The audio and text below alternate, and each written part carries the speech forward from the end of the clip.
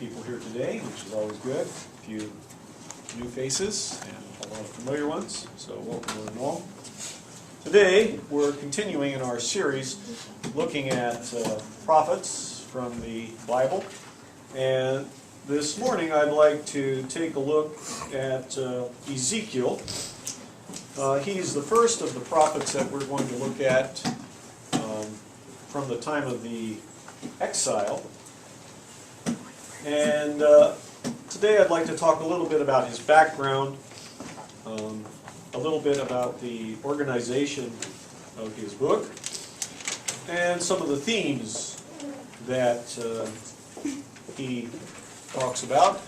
And depending on time, I might look at one specific selection from Ezekiel and talk a little bit about that with you this morning.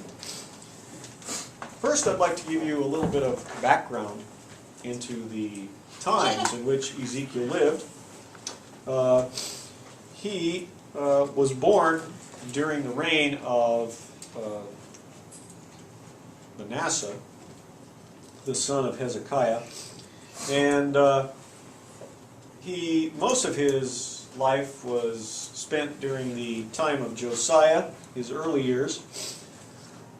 So that places his date of birth around 622 BC. And when he was about 10, 11 years old, Josiah was killed in battle against the Egyptians, as the Egyptians were marching north to join in war against Nebuchadnezzar and the Babylonians.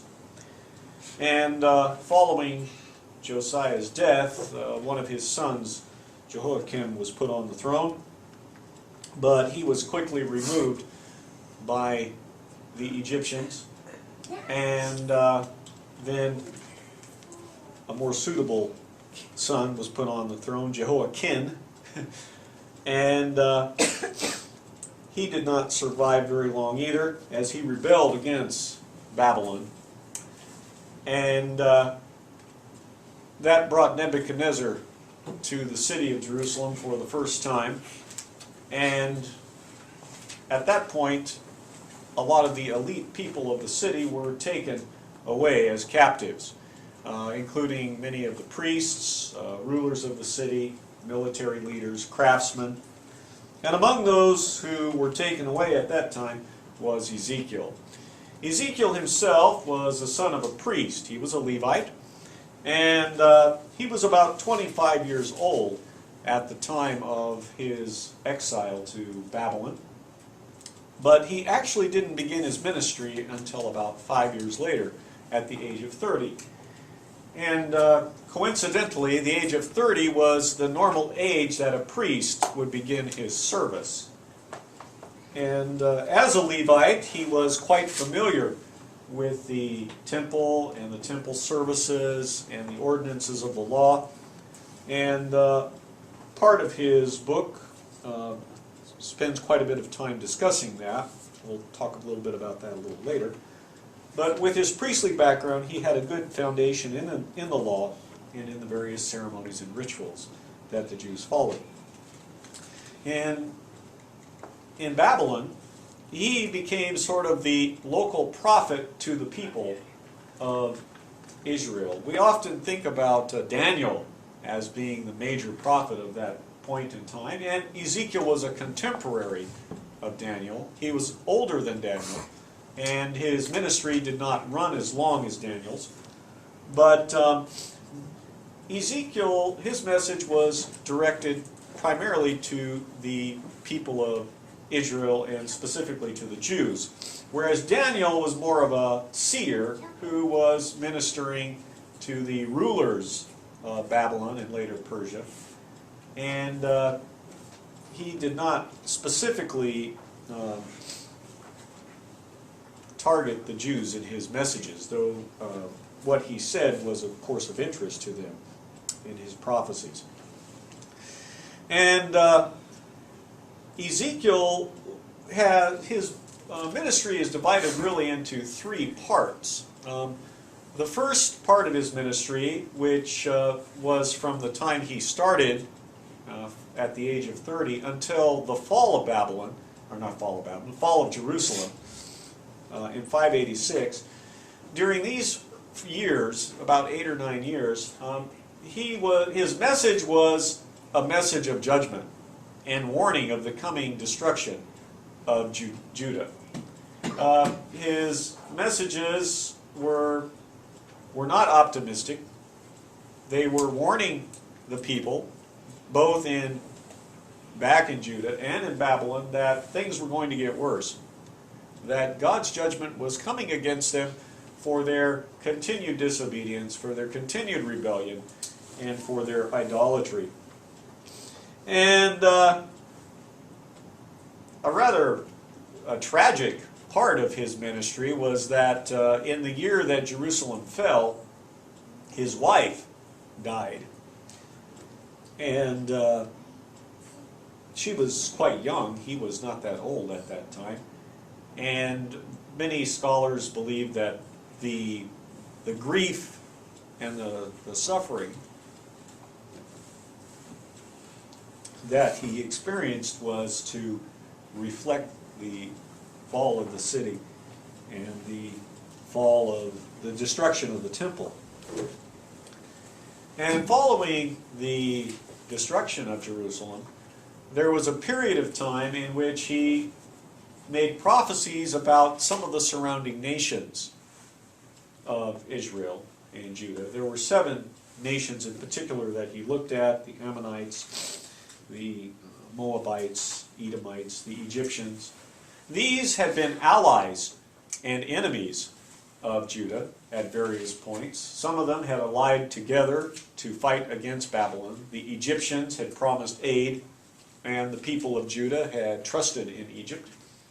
And so judgments were pronounced by God against these nations for their rebellion against God's plans, their refusal to acknowledge God, and for the false hope and security that they offered to the people of Judah and Israel.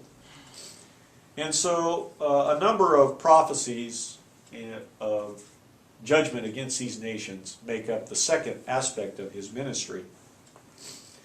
And the third aspect of his ministry was one of consolation and of revival, and a promise of things to be better in the future. And in that way, the book of Ezekiel is very similar to the book of Jeremiah and also Zephaniah. These prophets also had this same division of judgment, followed by judgment against enemies, followed by promises of restoration in the future. Now, in Babylon, of course, when we think of the exiles, we tend to focus on the people of Judah, the Jews who were taken by Nebuchadnezzar from the city and of Jerusalem and from the countryside later, and brought into exile. But actually, in Babylon, in the empire of Babylon, the kingdom of Babylon, there were also the remnants of the 10 northern tribes. These were the people that had been taken by the Assyrians and removed at the time of the destruction of Samaria, about 140 years before the destruction of Jerusalem. And some of those Israelites, some of the people of the northern kingdom, had remained faithful to God in that century and a half that had followed. And at the time of the fall of, or when the exiles from Judah were brought to Babylon, there was a kind of a reunion that took place between some of these exiles who had remained faithful to God and from the time of the fall of Samaria, and the people from Judah who were newly exiled at the time of the conquest by Nebuchadnezzar. And so Ezekiel ministered not only to the tribe of Judah and Benjamin who were brought by Nebuchadnezzar, but his audience also included the people from the northern kingdom who had preceded the people from Judah by about a century and a half. And so some of his prophecies take on a slightly different light when we consider this fact. Of course, Ezekiel is very famous for a number of visions that he had. These include the vision that are found in chapter 1 of the throne of God, the wheel, the four images, or the four symbols, the horse, or the lion, the man, the eagle, the ox, and the wheels. He's also well known for the vision of the dry bones, a valley of bones, which came to life. And something interesting about Ezekiel, compared to some of the other prophets, is that his visions tend to be much more vivid and descriptive. He gives a lot of detail about colors and shapes and sizes. His language is very, very descriptive and figurative. The let's see what I was going to say here. Also, a theme that is found throughout the book of Ezekiel is God's initiative and control in human affairs and in the world. And this is, of course, mirrored in the three parts of his book. In the first section of Ezekiel, God's control is demonstrated through the destruction of the kingdom of Judah and the city of Jerusalem and his own temple. And the second aspect is revealed through the judgment against other nations. God is not just someone who affects one nation, but he affects many nations. This made the God of Israel somewhat unique. Most gods were considered something local. They had power in one place. And in fact, it was very common in ancient times that when a country was conquered, the gods of that country were taken captive. Those idols and symbols were taken back to the capital of the enemy who had defeated them. And that was a symbol of spiritual defeat. If they took the gods out of the country, the people lost their protectors, and the gods lost their power. And we see this in the case with the Babylonians. When they conquered Judah, they took the items from the temple back to Babylon as trophies and also a sign of their superiority. And so the God of Israel was not just a local God. He was a God who had power over other nations. And this is something that Ezekiel demonstrated through his prophecies against other nations. And finally, in the final section of Ezekiel, God is revealed as someone who can control and restore. What he takes away, he can give back. And in the case of Judah, they were promised that they would be restored to their land, and that a temple would be rebuilt that had been destroyed. And this also brings out another aspect of the book of Ezekiel. It's one of symmetry. The book begins with a prophecy of destruction, and specifically talking about the destruction of the temple in the city of Jerusalem. And the book concludes with a restoration of the city and a rebuilding of the temple, and a redrawing of the boundaries of the land to include the tribes that had been dispossessed, the 10 northern kingdoms. They were granted inheritance in the description of the Reformation and revival of the new kingdom, when they were going to be granted a return in the future. Ezekiel did not have as long a period of service as Daniel, as I mentioned earlier. He only prophesied about 22 years, which would have put him at about 52 or so when the last prophecy that was recorded in the book of Ezekiel. History is not real definite about the fate of Ezekiel. According to Jewish tradition, he was put to death by one of the Jewish princes for condemning him for being an idolater. But we don't have any information from the Bible itself or any other divine revelations such as Ellen White to give us any specific details about how or what had happened to him. Last, for just a few minutes, I'd like to take a look at one section of the book of Ezekiel, one chapter which I think is very apropos and applicable for us today. Sometimes when we look at these prophets and prophecies, we sort of think, oh, you know, their message is not so important today. They were just talking to the people of that time and place. And we have a tendency to kind of ignore them.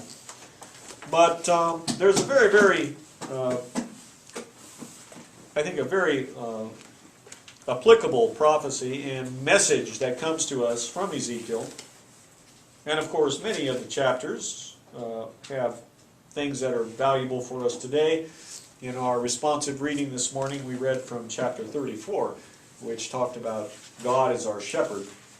And much of the imagery that was used there was later referred and referenced and alluded to by Jesus in his own description of himself as the good shepherd, in a fulfillment of the prophecies made by Ezekiel in chapter 34. But I'd like to look a little bit at chapter 33. That's found on page 836 in our English Bibles. 836. And in chapter 33, Ezekiel is talking about himself as a watchman, someone who is giving warning. And what I would like to do is just take a look at a selection from the chapter. And let's see. Let's begin by reading from verse 4. Then, if anyone hears the trumpet, but does not take warning, and the sword comes and takes his life, his blood will be on his own head. Since he heard the sound of the trumpet, but did not take warning, his blood will be on his own head. If he had taken warning, he would have saved himself. But if the watchman sees the sword coming, and does not blow the trumpet to warn the people, and the sword comes and takes the life of one of them, that man will be taken away because of his sin. I will hold the watchman accountable for his blood. In ancient times, there were soldiers who were put on guard on city walls, and watchmen, and they were to provide warning if enemies drew near, if danger came. And if someone heard the warning but ignored it, well, the responsibility was on the hearer. They received a warning, but they did nothing about it. And so the watchman was not considered at fault in that situation. But in the second case, if the watchman failed to do his job, if he failed to blow the horn, if he failed to give warning and cry of alarm, and the city or people suffered, then the watchman was held responsible for that action. And he was held accountable, and his blood was to be spilled. Of course, today, we are God's watchmen. We are given information, we have knowledge about what is coming, and we are to be giving warning to the world as to what is at hand and what will be coming in the future.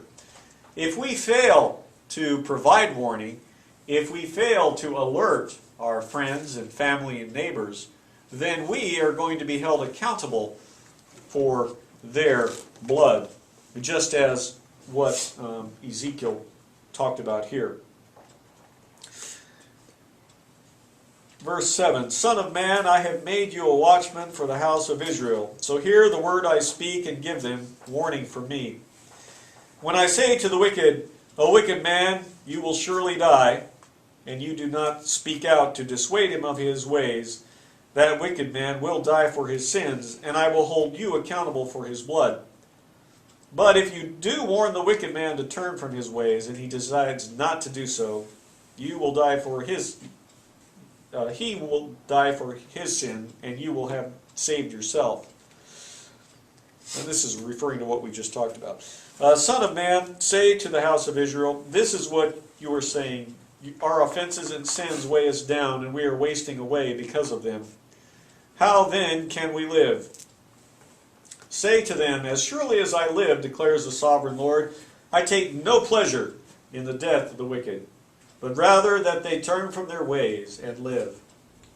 Turn from your evil ways. Why will you die, O house of Israel? Therefore, son of man, say to your countrymen, the righteousness of the righteous man will not save him when he disobeys, and the wickedness of the wicked man will not cause him to fall when he turns from it.